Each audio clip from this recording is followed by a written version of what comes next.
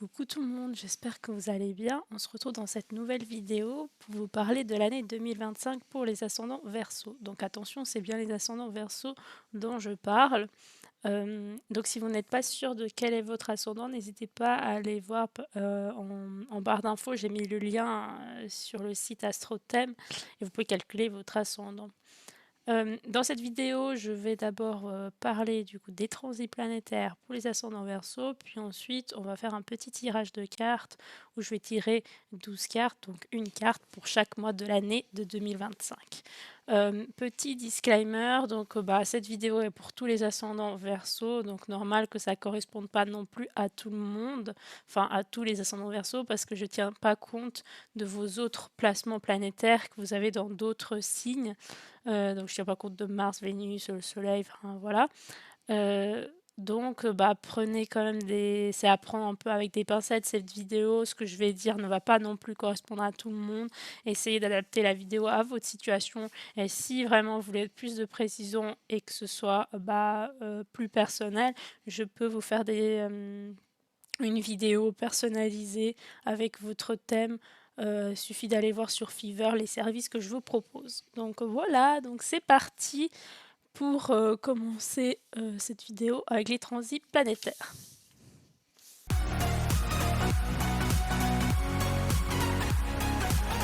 D'ailleurs, c'est la deuxième fois que je refais la vidéo, hein, mais voilà. Va falloir que je me souvienne de ce que j'ai dit, je me souviens plus ou moins, donc ça va. Et normalement, ça ressort la même chose, mais bon, ça fait toujours un peu chleux de refaire la vidéo, mais voilà. Donc vous êtes ascendant Verseau, vous êtes donc la maison 1 est en Verseau, votre maison 2 est en Poisson, votre maison 3 est en Bélier, la maison 4 en Taureau, la maison 5 en Gémeaux, la maison 6 en Cancer, la maison 7 en Lion, la maison 8 en Vierge, la maison 9 en Balance, la maison 10 en Scorpion, la maison 11 en Sagittaire, la maison 12 en Capricorne. Est-ce que oui, merde, j'allais remettre à l'envers, donc pas 21, 12. J'apprends de mes erreurs. Donc tout est en ordre, vous voyez bien. Donc voilà les maisons. On va parler surtout donc des planètes lentes parce que c'est les planètes lentes qui vont changer pas mal de signes cette année. Et du coup, ça va être intéressant de voir cela. Donc Pluton, donc la planète la plus lente, qui fait un signe tous les 20 ans. Donc elle est en Verseau actuellement, et donc le 1er janvier jusqu'à toute la fin de l'année et jusqu'aux prochains 20 ans. Donc pour vous, ça aura un assez grand impact parce que Pluton, c'est la planète de la transformation. Donc, on détruit pour mieux reconstruire. On se débarrasse de ce qui ne nous convient plus, tout simplement, pour construire quelque chose qui nous convient à nouveau. Et en fait, c'est intéressant parce que chez vous, c'est dans votre maison 1. La maison 1, c'est la maison du je suis. Donc, ça va vouloir un peu un peu détruire qui vous êtes, mais c'est pour aller vers une meilleure version de vous-même. En fait, vous allez laisser le vous du passé, soi-disant, de côté, parce que c'est peut-être une personne qui ne vous correspond plus. Justement, peut-être la version de vous-même de l'année passée ou des années précédentes, ça ne vous correspondait plus. Vous allez vers une sorte d'évolution personnelle, et vous allez le faire petit à petit cette année déjà et pour les 20 prochaines années, pour après retrouver vraiment qui vous êtes vraiment. Donc c'est plutôt pas mal. Il faut pas vous dire oh là là, Pluton en Verseau, mon Dieu, c'est vrai que Pluton a tendance à être hyper dramatisé et en mode c'est la méchante, c'est la planète hyper méchante, mais au final elle est là pour vous aider à mieux avancer, pour retrouver du coup qui vous êtes vraiment, vu que c'est dans votre maison 1. Donc ce sera quand même favorable, ce sera intense quand même comme période, ça on va pas le nier, mais ce sera pour votre bien et pour après être beaucoup plus aligné avec ce qu'il y a vraiment à l'intérieur de vous. Donc voilà pour Pluton, et à un moment donné, donc pendant ces 20 ans, il va être vraiment en conjonction pile avec votre ascendant, ça dépend à quel degré il est votre ascendant. Si votre ascendant est assez proche du début du Verseau, bah, ça risque d'arriver beaucoup plus tôt, que s'il est à la fin du Verseau, ça risque d'arriver vers la fin du cycle du Verseau, donc vers les 18, 19, 20 ans, quoi. Il fait environ 2 voire 3 degrés par an environ. Donc voilà. Ensuite, on va parler de Neptune. Donc Neptune, la planète des idéaux, des rêves, des croyances aussi, un peu de tout ce qui est un peu flou, de l'énergie qu'on ne peut pas toucher vraiment réellement en fait. Qui est ton poisson ce début d'année, et donc l'impact de votre maison 2. Donc la maison 2, c'est la maison de l'argent, des finances, des biens, du matériel, tout ce qui touche à l'immobilier aussi. Donc, et vu que Neptune, c'est, donc, comme je vous ai dit, la planète des rêves et tout ça, moi je la considère un peu plus comme justement une planète qui vient un peu dire qu'est-ce que vous rêvez, vos rêves vraiment. Donc, peut-être que vous avez des rêves de justement d'investir dans quelque chose, par exemple, acheter une maison, un appartement, déménager dans plus grand qu'actuellement ou même plus petit parce que c'est peut-être trop grand, hein. C'est à voir, selon votre situation, hein. Pas tout le monde déménage dans, forcément plus grand. Il y en a qui redéménagent dans des choses plus petites parce que c'est trop grand pour eux tout simplement. Donc, à vous de voir.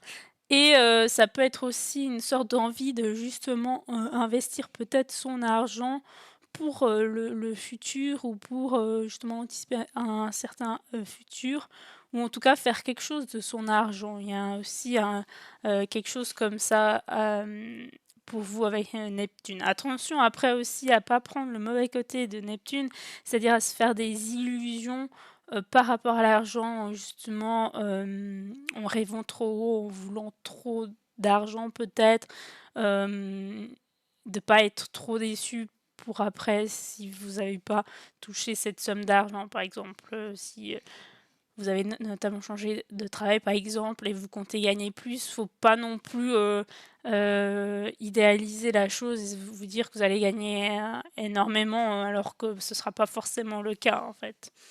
Donc ça, c'est un peu le mauvais côté de la planète. Après, ça crée pas d'aspect négatif ni positif avec votre ascendant, c'est un aspect neutre. Après Neptune, il va passer en Bélier à partir du 31 mars. Donc il va rester en Poisson jusqu'au 31 mars. Après, il passe en Bélier. Et là, il crée un aspect de sextile avec votre ascendant. Donc c'est un aspect favorable. Et là, il passe en maison 3. Donc la maison 3, c'est la maison de la communication, de l'intellectuel.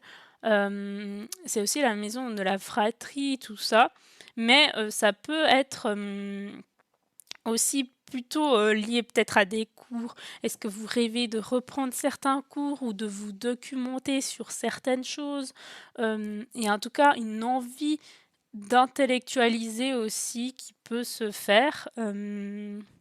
Peut-être des rêves aussi d'être, si vous avez des frères ou sœurs, de se rapprocher de ses frères et sœurs, de passer plus de temps avec ses frères et sœurs, c'est aussi ça la maison 3, de communiquer un peu plus. Il y a peut-être des rêves d'avoir une meilleure communication pour cette année 2025, mais si on fait un petit parallèle avec ce que j'ai dit tout à l'heure, si vous avez des rêves de construire une maison, enfin d'acheter une maison ou un appartement, bah là, Neptune, il vient un peu vous dire, il faut vous documenter, il faut vous renseigner sur tout ce qui est aussi loi, machin. Il faut vous renseigner sur ça pour justement atteindre vos rêves qui sont de louer enfin acheter plutôt un appartement, une maison. Bah, il faut que vous soyez bien au courant de comment ça se fait. C'est pas comme ça, hop, on achète et puis voilà, il faut bien se renseigner et tout. Donc, peut-être que dans la période du 30, peut-être que du coup, justement, jusqu'au 31 mars, vous allez avoir cette idée de vouloir acheter, mais vous n'allez pas le faire tout de suite. Enfin, du coup, je vous conseille peut-être pas de le faire tout de suite, parce qu'en fait, après, Neptune, il va revenir en Poisson, il va rétrograder donc en Poisson le 23 octobre. Du coup, peut-être justement, il vous dit, pendant la période où il est en transit... Ah, Tommy! Et bon, il vous a dégagé votre maison du quotidien, hein, super. vu qu'il y aura pas mal de changements dans votre quotidien, donc il veut plus de quotidien, la routine, Tommy. Bref, donc qu'est-ce que je disais? Vu que pendant la période où il sera en transit dans votre maison 3, donc du 31 mars au 23 octobre, bien sûr, je vous mets les dates précises en barre d'infos, comme ça vous n'avez pas à retenir toutes ces dates. Et bah, du coup, il faut profiter de cette période-là, donc environ de 3 mois, de 3 mois, de 7 mois, un peu moins, peut-être pour justement vous renseigner, pour être sûr que tout est OK, que vous avez bien lu le contrat avant de signer, de savoir tout ce qu'il faut, de préparer, les fonds aussi peut-être. Enfin, vraiment, préparez-vous, renseignez-vous, ayez de la communication, des échanges avec d'autres personnes pour justement être plus au clair pour réaliser ce rêve-là et que ce soit vraiment, construit, signé peut-être ou fixé le 23 octobre, pourquoi pas? Vu que ça revient, c'est comme si vous aviez encore à nouveau l'opportunité, en fait, de le faire parce qu'au début, vous l'avez pas peut-être pas fait tout de suite parce que vous n'aviez pas toutes les infos qu'il fallait et bah, là, il faut du coup, bah, le faire parce que maintenant vous avez toutes les infos qu'il vous faut, en fait. Moi, je vois ça un peu comme ça. Donc il va rester jusqu'à la fin de l'année, donc à partir du 23 octobre jusqu'à la fin de l'année en Poisson, donc il va rester dans votre maison 2. Ensuite, on va passer à Uranus. Donc Uranus, la planète du changement, du coup la planète aussi tout ce qui est punaise, j'ai plus le mot, informatique, tout ce qui est aussi nouvelle technologie plutôt en fait, pas qu'informatique, nouvelle technologie. Mais moi je le prends plutôt comme vraiment une planète des changements, des choses imprévues aussi peut-être. Donc elle est en taureau. Donc justement, elle est dans votre maison 4. Bon, forcément, ça va créer un aspect de carré. Mais après, moi, les aspects, j'en parle un petit peu, mais pas trop. Je vous montre un peu les aspects que ça fait. Mais logique, une maison 1 elle va toujours créer un aspect de carré avec la maison 4, peu importe ce que vous ayez dedans. Donc, du coup, à la rigueur, faut pas trop. C'est pour ça que les astrologues ils prennent pas trop en compte les aspects à l'ascendant. Et je suis d'accord parce que c'est un peu, enfin, fictif. C'est pas très pertinent, on va dire. C'est comme du coup analyser une planète lente dans un signe. Forcément, tous ceux qui ont la même tranche d'âge, qui sont de la même génération, auront la planète dans le même signe. Donc c'est trop générationnel en fait. Donc c'est pour ça qu'il faut vraiment analyser dans les maisons. Donc Uranus en maison 4, ça veut dire ça va créer un changement au niveau de la famille. Donc je ne sais pas si vous êtes encore peut-être chez vos parents ou des choses comme ça. Est-ce que du coup vous allez quitter vos parents cette année et il y aura une sorte d'environnement familial qui va changer parce que du coup vous allez moins voir vos parents ou peut-être que justement si vous étiez loin de vos parents, j'essaie d'adapter à toutes les situations, si vous êtes loin de vos parents, vous allez peut-être vous rapprocher plus de vos parents pour plus les voir et du coup il y aura un changement là-dessus. Après ça peut être vous aussi du coup si vous êtes des parents, est-ce qu'il y aura un changement parce que du coup les enfants ils vont partir, donc pour vous ça va un peu vous bouleverser, ou il y a des enfants qui vont revenir, donc ça va un peu vous changer. Ou alors ça peut être justement peut-être une envie d'être parent, donc le fait qu'il y ait des enfants qui arrivent, ça va vous changer la vie familiale en soi. En fait, il y a un changement dans la vie familiale et peut-être que vous envisagez justement de construire une famille aussi. Donc c'est plutôt ça que je vois en début d'année, du 1er janvier jusqu'au 8 juillet, peut-être que il y aura, soit vous partez de chez vos parents, soit vous avez une forte envie d'être parent ou tout ça, comme je vous ai dit tout à l'heure. Et après, de 8 juillet, il va passer en Gémeaux.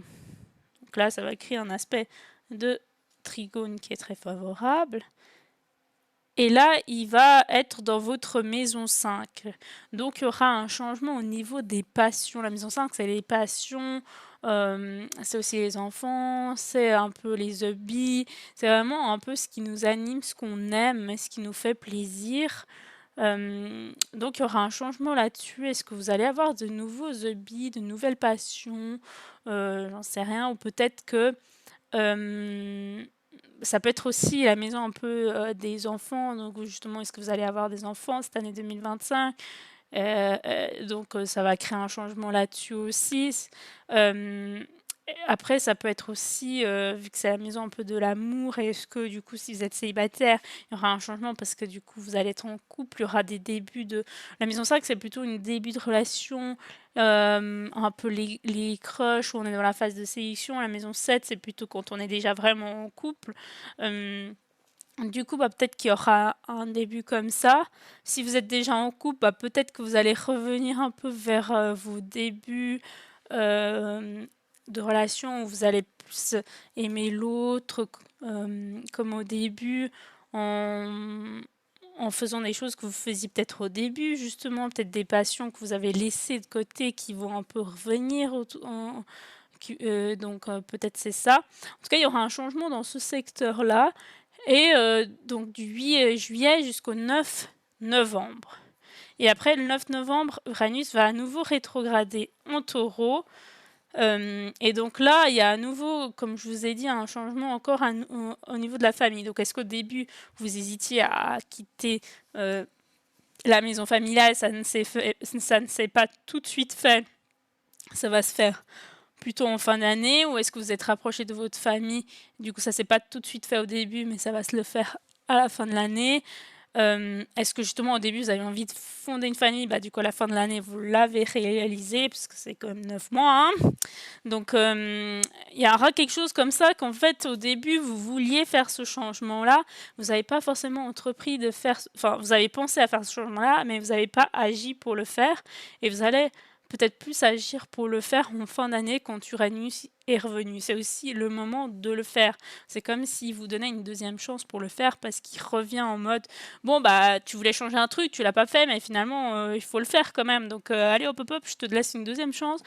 Tu le fais, sinon après c'est trop tard.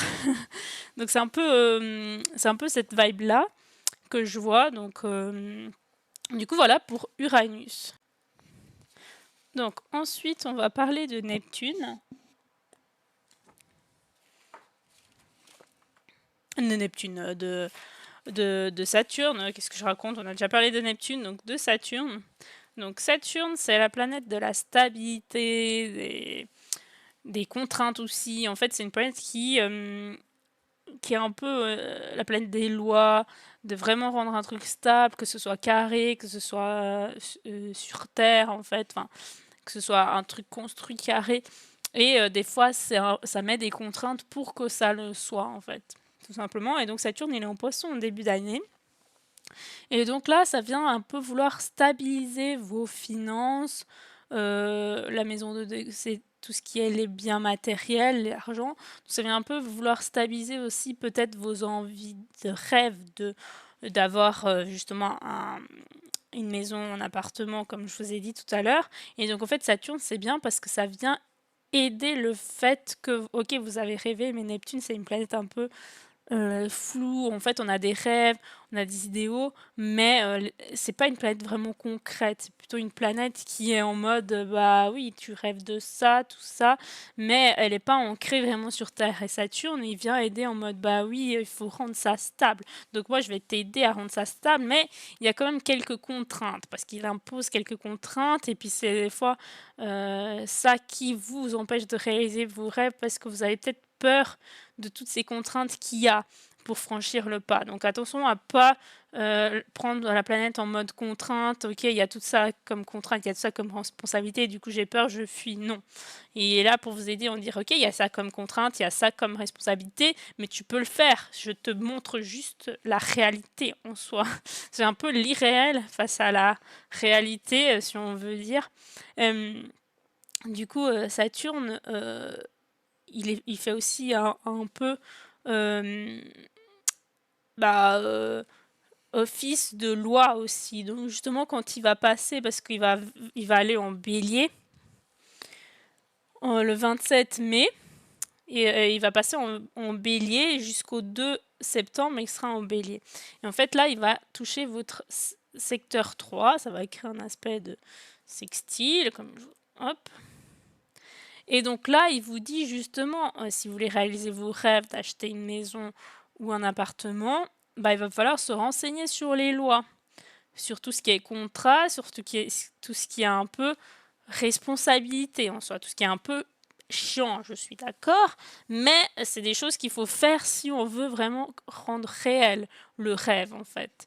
Donc, du coup, Saturne est là pour dire, bah, pendant cette période, du 27 mai au 2 septembre, renseignez-vous un maximum, soyez dans la communication stable, ayez un esprit critique pour, du coup, comprendre vraiment ce qui se passe. Mais attention à pas vous mettre des contraintes là-dessus, hein, non plus, à pas vous dire, «Oh mon Dieu, il y a trop de trucs à savoir, au final ça me fait un peu peur». Non, essayez d'aller petit à petit, c'est une planète de stabilité qui se fait dans la longueur. Donc prenez le temps aussi, c'est ça que demande Saturne. En Bélier, ça se peut que du coup vous vouliez un peu aller trop vite, donc attention à pas trop vouloir non plus aller trop vite. Et après il va revenir en Poisson le 2 septembre, comme je vous ai dit. Et donc là, bah là, c'est vraiment pour stabiliser vos rêves. Au début, peut-être que vous hésitiez, il jouait plutôt un rôle de restriction, de blocage. Vous mettiez peut-être des bâtons dans les roues, vous bloquiez sur vos rêves. Et bah là, il revient pour dire bah, OK, t'as appris plein de choses, je t'ai montré toutes les lois, enfin, je t'ai montré toutes les restrictions, tout ce qui avait un peu de difficulté, mais tu peux le faire, tu peux traverser toutes ces difficultés pour aller de l'avant, en fait. Donc là, il vient un peu stabiliser à nouveau vos rêves, tout ce qui est en lien aussi avec l'immobilier, l'argent et tout ça. Donc, et peut-être que pendant la période là, vous avez peut-être plus gaspillé d'argent ou des choses comme ça pour réaliser ce rêve, pour le rendre un peu plus stable. Donc voilà pour Saturne qui restera du coup en, en Poisson jusqu'à la fin de l'année. Donc il va rester dans votre maison 2 avec Neptune. Il y aura un moment une conjonction, je ne sais pas exactement quel jour, mais du coup c'est plutôt pas mal parce que ça vient vraiment plus concrétiser les rêves et le flou que porte Neptune. Après, ok, Neptune est plus fort en Poisson, mais Saturne reste plus fort en maison 2 si on regarde les maisons pour vous. On va passer à Jupiter. Donc Jupiter, c'est la planète des grandeurs, de l'expansion, de la réussite, de la chance. Et elle est en Gémeaux au début de l'année, et puis déjà un peu en 2024. Donc il se peut, et puis elle crée un aspect de trigone avec votre ascendant. Donc il se peut que déjà au niveau de la passion, votre passion, vos hobbies, vous avez peut-être déjà du coup pour le coup trouvé quand même votre passion, même s'il y avait Uranus qui pouvait changer un peu les choses, mais il se peut que vous avez quand même déjà un peu trouvé votre passion, peut-être déjà un peu en 2024, ou alors une expansion, une réussite là-dedans aussi. Et vous avez beaucoup plus d'amour à apporter aux gens, à vous apporter à vous-même. Peut-être vous recevez aussi beaucoup plus d'amour. Donc ça, c'est très positif. Et après, attention que ce soit pas dans l'excès, parce que du coup, Jupiter peut avoir un mauvais côté aussi, comme toutes les planètes, qui peut être justement être trop dans l'excès, trop vouloir, trop donner aussi. Et du coup, c'est pas l'idéal non plus d'être dans cet excès-là. Mais en tout cas, il est assez chanceux. Enfin, du coup, Jupiter, c'est la planète de la chance, donc ça vous apporte quand même de la chance en termes de vos passions, de vos hobbies, de tout ça. Ensuite, il va rester du coup en Gémeaux jusqu'au 10 juin. À partir du 10 juin, il va passer en Cancer.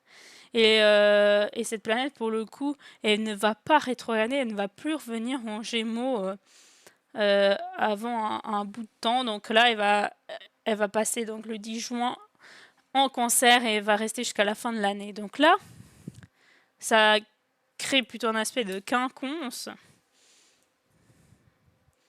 en angle de 150 degrés avec votre ascendant. Donc Jupiter en maison 6, la maison 6 c'est la maison du quotidien, de la santé aussi, de la routine, vraiment de ça. Donc il se peut que justement votre quotidien et votre routine puisse prendre peut-être plus de place, parce que du coup peut-être qu'il y aura beaucoup de changements, il va falloir adapter cette routine-là. Du coup, elle va quand même vouloir prendre la place, parce qu'il nous faut quand même qu'on ait une sorte de quotidien, une sorte de routine pour pouvoir un peu être ancré, soi-disant. Il nous faut quand même un minimum de stabilité de vie. Du coup, il va falloir quand même trouver un peu le juste milieu. Et Jupiter aussi, il est là pour dire qu'il y aura une expansion à faire, une réussite au niveau du quotidien. Justement, peut-être le fait de changer votre routine pour que ça vous convienne mieux. Donc ça peut être très bien. Après, attention aux excès.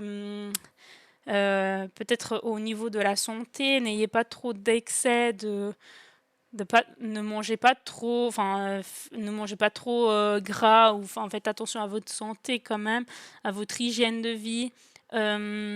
Autant Jupiter peut apporter du coup de la chance dans ce domaine-là, en santé vous serez en pleine forme et tout, comme si vous abusez des excès de malbouffe par exemple, ou juste d'avoir une moins bonne hygiène de vie, au bout d'un moment, votre santé elle va prendre un coup. Donc faites attention à ça, et sinon tout ira bien hein, en termes de santé, vu que Jupiter est quand même une bonne planète bénéfique, donc il se peut aussi que il vienne vous aider aussi à changer votre mode de vie pour avoir une hygiène plus saine aussi.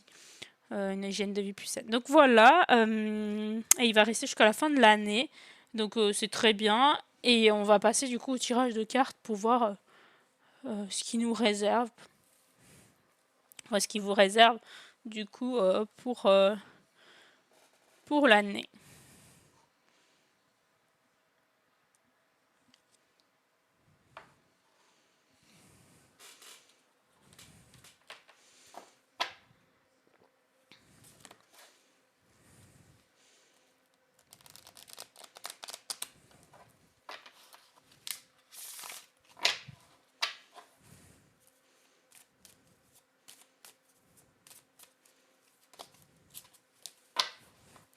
Ok, janvier, février, mars,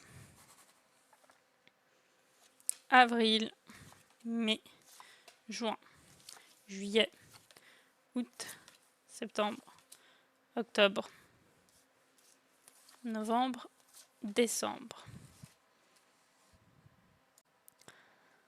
Donc on a le sud janvier, février, mars, avril, mai, juin, juillet, août, septembre, octobre, novembre, waouh, décembre, mais waouh. Alors le début de l'année risque d'être un peu moyen, mais ça va encore. Peut-être janvier, février, mars, avril. Janvier et avril, ça risque d'être un peu moyen, mais la fin de l'année, incroyable. Incroyable, que des cartes trop bien. Donc le début de l'année, janvier, ça risque d'être un peu compliqué, on est au nœud sud. Donc est-ce que vous êtes aussi en train de penser au passé? Vous êtes peut-être un peu nostalgique, vous vous rappelez un peu de l'année 2024, ou si vous faites peut-être un bilan, du coup vous êtes un peu lié au passé. Il y a peut-être quelque chose du passé qui va ressurgir, qui va vous rappeler aussi le passé. Il y a peut-être quelque chose à régler encore en lien avec le passé, en lien avec des blessures, des choses comme ça. Il y a en tout cas un truc à se libérer du passé, à se déchaîner, à enlever les chaînes du passé, pour pouvoir démarrer l'année sans être bloqué. Mais vous allez bien le réussir, parce qu'en février, vous avez la maison 5, la maison de la créativité, de la passion, des enfants aussi, tout ce qui est amour et tout ça. Donc il se peut que ce soit un mois où vous soyez plus apte à faire vraiment ce qui vous passionne, ce que vous aimez, vos hobbies, à donner de l'amour, à recevoir de l'amour, à être beaucoup plus dans la créativité, dans l'originalité aussi. Du coup, c'est très bien. C'est un très beau mois de février. Mars avec Pallas, ça vous demande justement d'être un peu sage, de cultiver justement votre sagesse, de pas trop vouloir les choses trop vite, d'être plutôt en mode Je fais ce que j'ai à faire tranquillement, calmement, sans trop me mettre la pression. Il faut pas être dans l'angoisse, dans le stress. Il faut vraiment être, un peu vraiment comme un vieux sage, quoi. En avril, du coup, c'est comme en janvier, ça risque d'être un peu compliqué au niveau de la communication. Attention, à pas trop parler trop vite, tournez votre langue cette fois, enfin tournez la langue cette fois dans votre bouche, ouais, ça se dit, hein, bref. Tournez votre langue cette fois avant de parler et réfléchissez vraiment avant de dire les choses parce que il y a aussi une pause du mental à faire en fait. Vous serez peut-être fatigué mentalement, il va falloir faire une pause et puis pas trop non plus tout le temps communiquer avec les gens parce que vous risquez peut-être de dire des choses que vous n'avez pas forcément envie de dire parce que vous n'avez pas bien formulé et du coup les autres ils risquent de peut-être moins vous comprendre à ce moment-là. En juin, ça ira très très bien et justement parce que peut-être vous avez pris le temps de vous reposer mentalement. Vous n'avez pas trop cherché non plus à être trop dans l'intellectuel et du coup en juin, en mai, pardon, en mai, vous allez avoir des nouveaux objectifs. C'est comme si vous avez une renaissance justement. On commence à nouveau une sorte de nouvelle année encore en mai et vous êtes prête à avoir des nouveaux objectifs et à les atteindre justement. Vous brillez de mille feux et tout ça. Et donc, en juillet, vous allez avoir beaucoup de travail à faire, mais pas mal de responsabilités aussi en juillet, donc peut-être des nouveaux projets en lien avec vos objectifs, tout ça. Vous allez être pas mal dans le faire les choses pour le travail et pas mal de responsabilités en ce mois de juillet. De juin, pardon. Putain, à chaque fois, je fais tout le temps le même tirage et je m'embrouille dans les mois, hein, c'est pas possible. Hein. Juillet, Junon, l'astéroïde du mariage. Donc peut-être soit vous allez à un mariage en juillet, soit est-ce qu'on va vous demander en mariage en juillet. Si vous êtes célibataire, ça peut être une nouvelle union. En fait, Junon, c'est vraiment la planète de l'union, donc et aussi du contrat. On s'engage envers quelqu'un envers une entreprise aussi. Ça peut être une signature d'un nouveau job parce que vous avez tellement travaillé en juin pour avoir de nouvelles responsabilités. Et bah là, vous signez le contrat vraiment pour ces responsabilités parce que l'entreprise elle a vu que vous savez gérer tout ça, quoi. Donc ça peut être aussi très bien ça comme un mariage ou une rencontre qui est incroyable, genre âme sœur ou truc comme ça, ou coup de foudre, pourquoi pas. Août, Gémeaux, c'est très bien aussi. Août, vous allez être dans la communication, dans l'intellectuel, dans la sociabilité. Vous avez envie de faire plein de rencontres, de sortir, de s'amuser, d'être un peu dans l'adolescence à nouveau. Donc, août, ce sera pas mal. Vous irez à peut-être des fêtes, vous socialisez. Vous êtes entre amis, entre frères, entre sœurs. Donc, c'est très bien aussi. Et ça c'est août, ouais. Septembre, ce sera aussi incroyable. Vénus, l'amour, du coup, la passion, elle est là encore plus que d'habitude. Vous êtes aimé, vous aimez. Vos hobbies sont là aussi. Vous aimez clairement votre quotidien, votre routine. Tout, vous aimez du coup de plus en plus la personne avec qui vous êtes si jamais vous êtes en couple et que vous allez peut-être l'être là si vous ne l'étiez pas avant. Ou justement peut-être, bah là, il y a une rencontre, là, est-ce que vous allez vraiment officialiser, même si j'ai quand même l'impression que l'officialisation elle a quand même déjà lieu là. Hein. Donc peut-être que la rencontre s'est passée un peu avant si vous étiez célibataire au début d'année. Hein. J'essaie d'adapter à peu près à tout type de situation quand même, hein, parce que les cartes, tu peux les lire de diverses façons et vu que je connais pas votre vie non plus, bah, j'essaie de voir toutes les possibilités des cartes. Donc voilà pour septembre. Encore l'amour qui est dans l'air. En octobre, vous récoltez les fruits de votre dur labeur, peut-être du travail que vous avez fourni en juin, tout le travail que vous avez fourni en juin. Vous allez enfin voir les résultats en octobre et c'est top parce que du coup, bah, pendant ces mois-ci, vous étiez un peu en in love et tout ça, vous y pensez plus trop au travail et là, hop, pas à nouveau. Du coup, vous voyez un peu les fruits qui ressortent de tout ce travail, donc c'est topissime. Et en novembre, part de fortune. Franchement, vous avez les 4 meilleures cartes.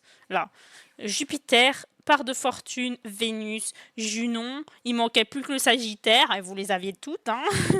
Franchement, mais on peut pas tout avoir. Dans 12, vous avez quand même 4 cartes qui sont les meilleures. Du coup, les autres, elles sont très bien aussi déjà, mais les meilleures. Parce que part de fortune, c'est vraiment, vous savez ce qui vous apporte le bonheur. C'est vraiment, vous vivez un conte de fées, vous vivez dans le bonheur absolu. C'est ça que vous voulez pour votre vie tout le long. Bon, bah, Jerry, il vous salue. Jerry, oui, bah oui. T'es content, ouais. Bah oui, on est content de ce tirage. Et Jupiter, du coup, en décembre, donc vous finissez l'année en beauté. Jupiter, la planète de la chance, de l'expansion, de la réussite. Vous avez fini votre année, vous avez réussi votre année. Vous êtes dans l'expansion de l'année. Oh oui, bien sûr. Bon, ce chat. Je n'ai aucune autorité, je laisse faire ce qu'ils veulent. De toute façon, mes chats, ils sont trop mignons. Comment tu veux les envier? Donc, Jupiter. Réussite, tout simplement. Vous allez réussir votre année. Vous serez trop contente à la fin de l'année. Trop contente. Donc voilà, tout simplement. Et ce sera de la grandeur aussi. Attention à pas être trop dans l'excès en décembre, quand même. Hein. Mais bon, ce sera sacré tirage pour vous, franchement. Donc voilà, j'espère que cette vidéo vous a plu. N'hésitez pas à écrire en commentaire ce que vous en avez pensé. S'il y a certaines situations que j'ai dit qui vous correspondent, si ça ne vous correspond pas non plus, vous avez le droit de le dire, comme ça je peux m'améliorer pour la prochaine fois.